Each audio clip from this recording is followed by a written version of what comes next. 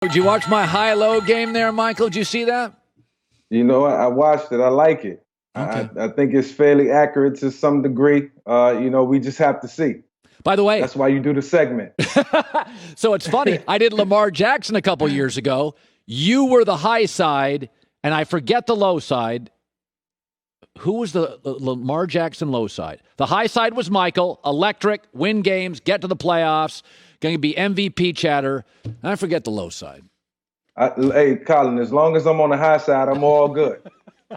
You were not the low side. I'll tell you that right now. Thank God. There we go. Thank God. So you signed a 10-year, $130 million deal. This is amazing, Mike. That's a lot of lettuce. That was a while back.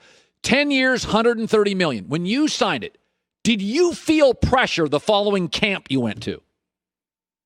Absolutely. I felt pressure the next game because I signed that deal late in the season. We was on our way to the playoffs, and the season was going great. So I was rewarded that contract during the season. But, the following 3 games remaining, I felt the pressure. Throughout the playoffs, I felt the pressure. And then going into next season, it was like, we got to make the playoffs regardless of what. And the year before, we went to the NFC Championship game, and it was so easy that I just knew we would get back. So, as I played through the contract, it became more and more difficult to attain that same level of play. The guys around me, myself. It was just a lot of challenges, man. So, I said it early this morning on First Things First, the more money, more problems. And, when you get all that money, you got to produce regardless of what. How does it play in the locker room when you have that kind of money? Is there ever a jealousy or anything like that? I never had to experience that, but sometimes you have guys who come in and it's very indirect. You can feel it. You're closer to certain guys than you are others, and you have to naturally get a feel of the guys who are coming and going and who you want to align yourself with. But yes, that jealousy comes. The most important thing is, and I say this candidly, is to kind of just share the wealth, man. Do things for your teammates, do things for your offensive linemen. Take care of the guys in the locker room as if you would take care of yourself. And I think that goes a long way. So that's how you keep that on even plane. It's funny. Everybody now talks about, well, if you pay the quarterback a lot, he doesn't get any good weapons. And I can't remember. When you signed that big contract, did Atlanta have to let go of anybody or not sign anybody? Well, there were years where it became difficult. I had to restructure the contract because it was so large of a contract, an amount that I was getting paid. There wasn't any money left to sign anybody over the next 2 years, especially star players. I really needed a receiver. We just couldn't afford it.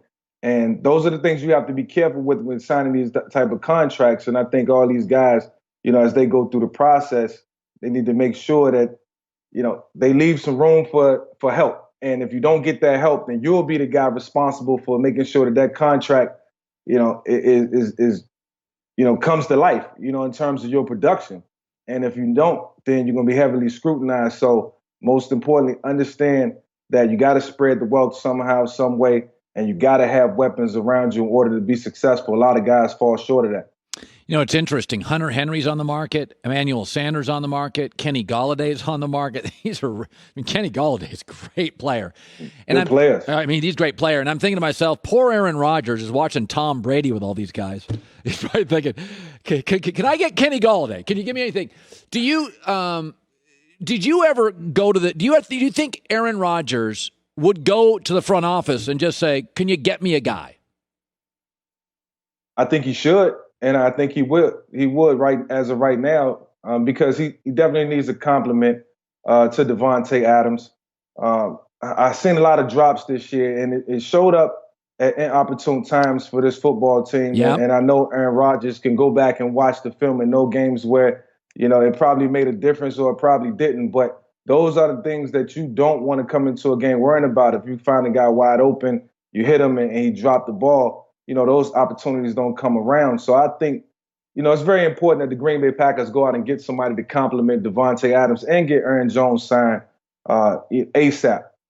Yeah. It's interesting that free agency, you know a guy can play in the NFL in free agency, and we're going to start seeing guys move around teams. Go back to your career.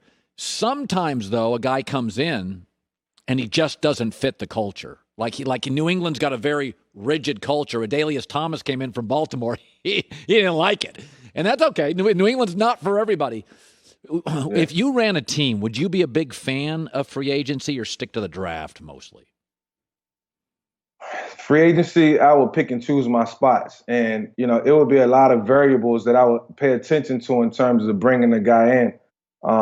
Age, contract, a lot of different things that, will play a factor in terms of our team moving forward and being able to be competitive in that season. I'm not thinking down the road. I'm thinking that season in particular. So, free agency, I probably would be real cautious in terms of the draft, very aggressive because you get young, hungry players who want to learn the game, who want to understand, who want to be a part of a winning culture. And I think you take that and then you incorporate that into what you have and you build a team through the draft. So I think some of the best teams have been built through the draft and not through free agency. You use free agency just to plug in key pieces and kind of bring everything together. So you don't hang your hat on free agency because most of the time you're just getting one good football player.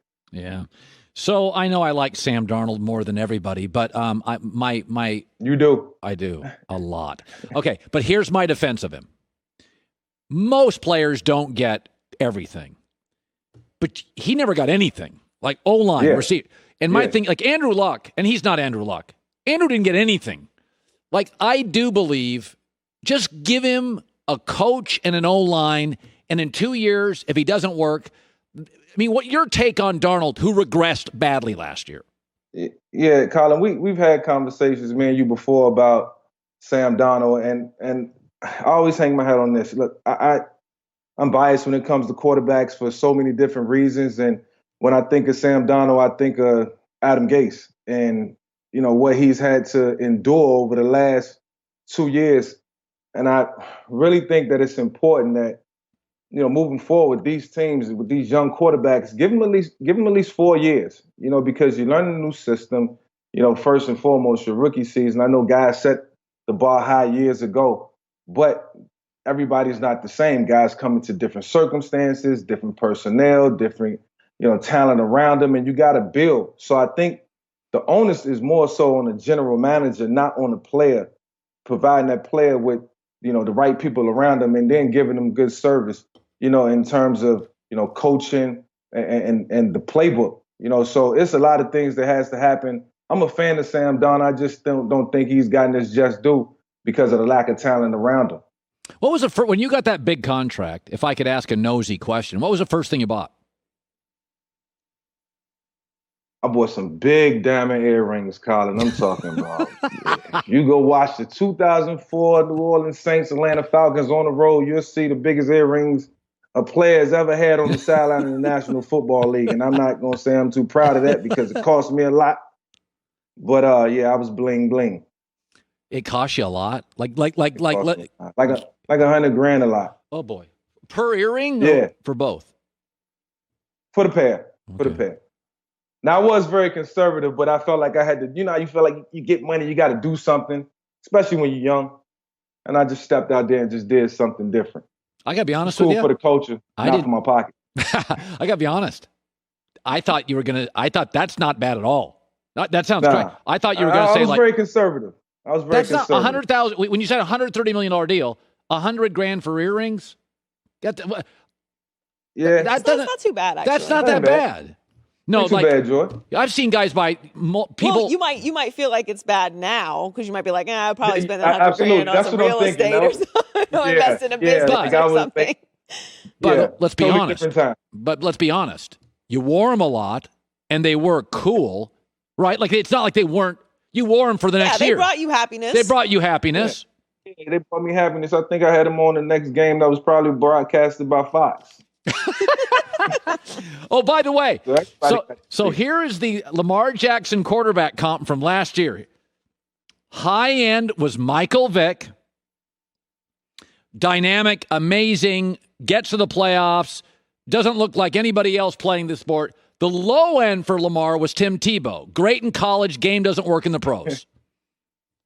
Okay, so That's fair. That's not. I mean, that's fair. Yeah, that's fair because making that comparison is either going to go this way or that way.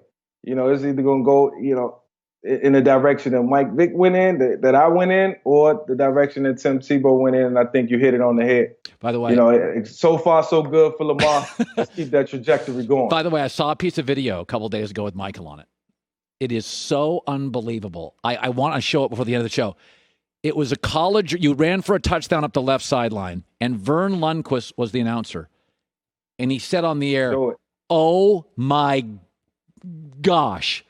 He didn't even. Do you remember that run up the sideline? You bounced around. Colin, there was so many of them, man. You got to recollect with it. Help me out. I'll show the video later. I don't know which. All right, show it later. I'm going to tune in to the rest of the show. All right. Good seeing you, buddy. Hi, everybody. Thanks for watching. Subscribe here to get the latest from the show. Also, be sure to check out more of the best clips from The Herd or go watch a few segments from other shows on FS1.